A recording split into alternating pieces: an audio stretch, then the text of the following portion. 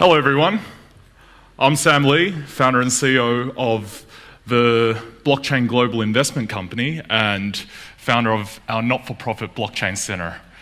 You just have taken a virtual tour of our center in Shanghai. We have 13 of these centers, and thanks to my man Galvin, we're going to come to Glowfish in Bangkok, Thailand. Where's my man Galvin? Founder of Glowfish. Say hi to everyone. Oh, he's probably busy out there. All right, let's do this. So, I'm just going to walk you through what blockchain is. And on a high level, it's a very new data structure that enables trust at a lower cost than ever before. And that leads to efficiency. This was this year's World Economic Forum at Davos. I was there with Accenture, and the launch of their narrative was trust is the ultimate currency. Because when we have trust, we can have more value. So, these are just some of the examples of areas where blockchain can disrupt by increasing efficiency.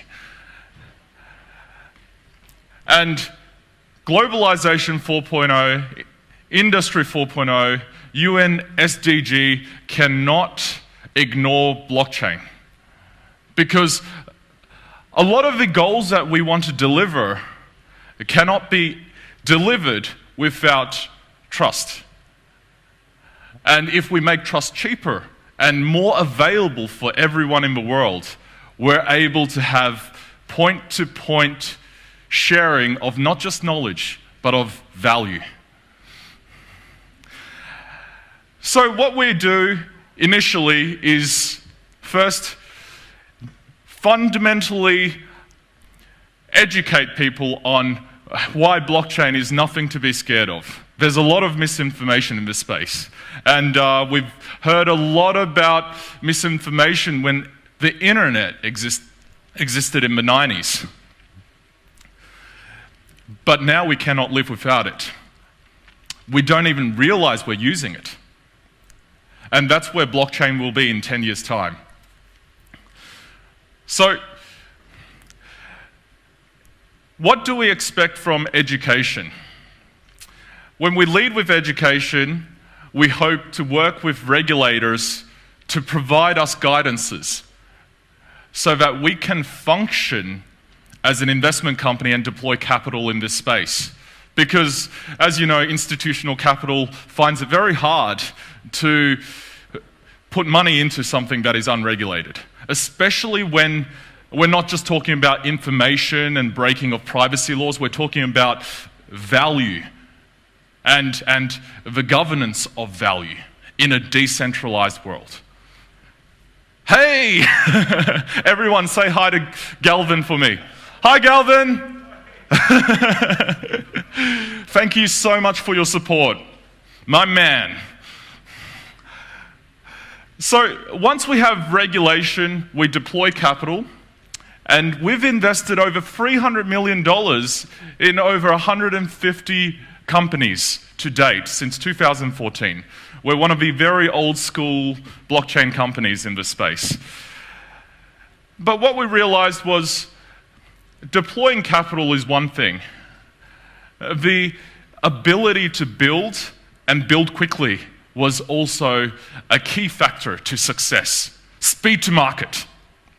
So that's where Blockchain as a technology company is always here to do cross-border knowledge exchange.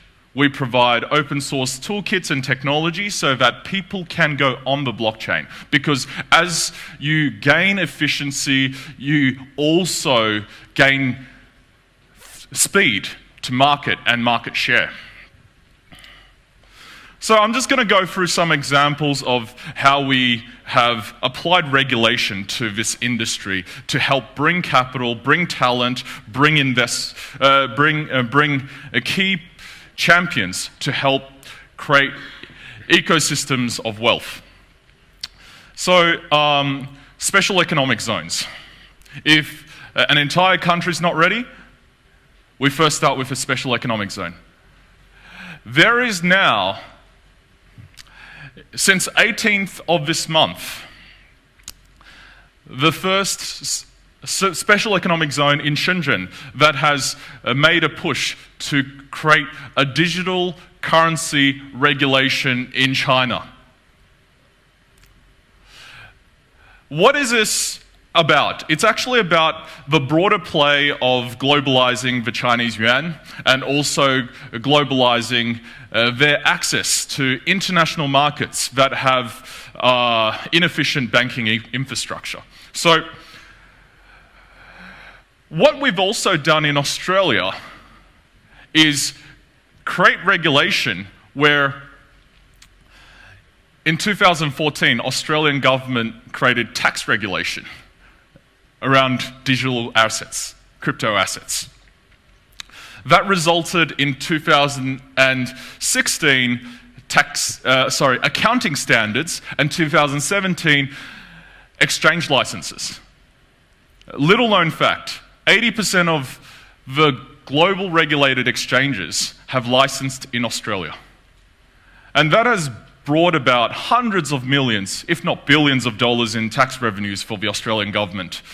This is a byproduct of that because you could now put tokens, which are loyalty points issued by companies, onto the balance sheets of companies. This is a transaction where one company used their tokens to acquire shares in an Australian stock exchange listed company. So these more advanced financial instruments and financial transactions can finally take place, backed by the trust and transparency of blockchain technology. So we have, as I mentioned, 17 centers in 13 countries. Our mission, vision, position, our locations, what we do. So these are our 5 pillars. Run events, not just big monthly events or even bigger yearly events. We're talking about many events throughout the week, which is very important, because if you're just giving people the narrative that they want to hear in these big events, and you're not following that up with the weekly education, then they are very easily misled with misinformation. So weekly events are key to creating a healthy understanding from the general public, which immunizes the general public from being susceptible to bad actors. Education and training, incubation, talent pool, and also overseas collaboration. We are by far the most global blockchain company out there because we help regulators understand and embrace this technology. So I'm particularly proud of Pakistan. They're one of the major companies with 100+ million population that has banned cryptocurrencies. In March of this year, a meeting with Imran Khan, the Prime Minister, as well as their Finance Minister, we were able to legalize digital assets. And the importance of this is giving this population the right to own digital assets, just like how China has always deemed the right for human beings, for our Chinese citizens to own digital assets, is the right to own a collectible stamp, right? What crosses the line is to promote cryptocurrencies and digital assets without the necessary licenses. That's where we need to draw the line. And that's how we guide regulators to create these kind of outcomes. Through training, we also have a kids book. You saw the video at the start. There was a segment where you're placing these 3 blocks in a row. if you misplace these blocks because the block header did not match the previous block, then instead of a green light with flashing visuals, you'll just get a red light. That is something which a 6-year-old to a 60-year-old could play with and very quickly interactively understand that blockchain is a series of blocks of information that is cryptographically secured so that it is immutable and cannot be tampered with. So these are our art installations. We have kids creating what we call their visualization of what a blockchain-enabled robot will look like. This is our blockchain bus in collaboration with Ali Cloud, where we have, over a 3-day period, taken over 3,000 children into this bus for them to watch a 5-minute video and then, of course, have a very interactive activity afterwards as well.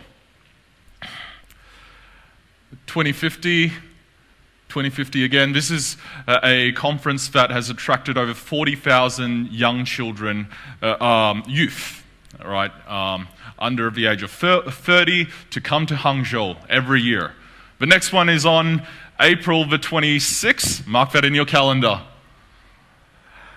And finally, a bunch of university and government partnerships. I would like for me to invite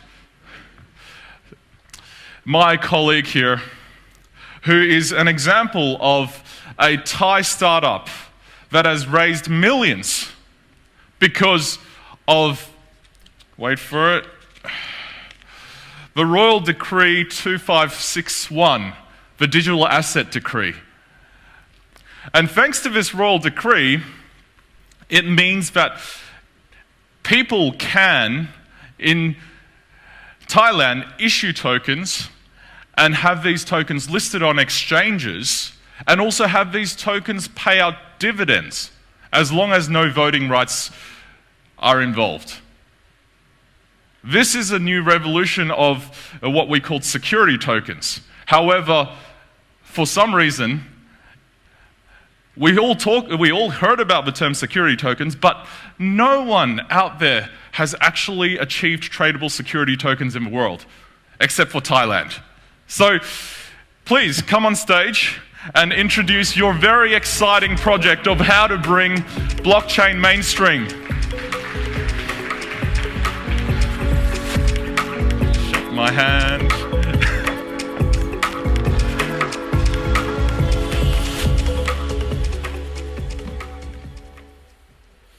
Okay, so thanks, Sam, for the introduction and all support that you have given us so far. So, yeah, we are proud to be part of your network as well. So, as you said today, that Mr. Sam have given you a lot of information and detail about the structure, and it is very important to us also to have someone like him on board. So, I would like to show you a quick video presentation that e-export and show you how blockchain technology will help you to improve the fan engagement and build a better reward system for the sport. ขอวิดีโอครับ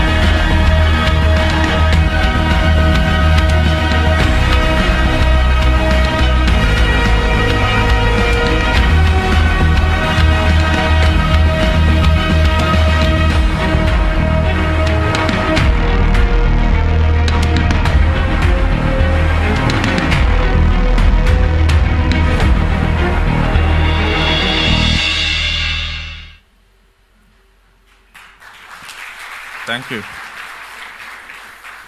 So, as you have seen on the video presentation with eXport, we are creating a digital collectible with blockchain. So, with the blockchain technology that is very secure and very transparent. So, it means like a sport fans can be confident that the card that they have are like original, and they can track like who is the owner, and they can track the transaction as well.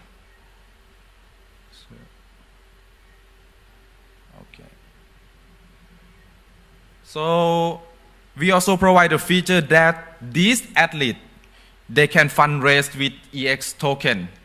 It means like they can collect the money from the sport fans or from the supporter to convert to the token to buy like merchandising or airline ticket or the supplement or other stuff that they need for their career. And the third feature that we also want to present is like eXport also provide a chance or feature to the sport community to donate the token that they earn to the kids that need support through our charity partner, because we believe if the kids get the right support, so it means they can grow up in the right way. Thank you.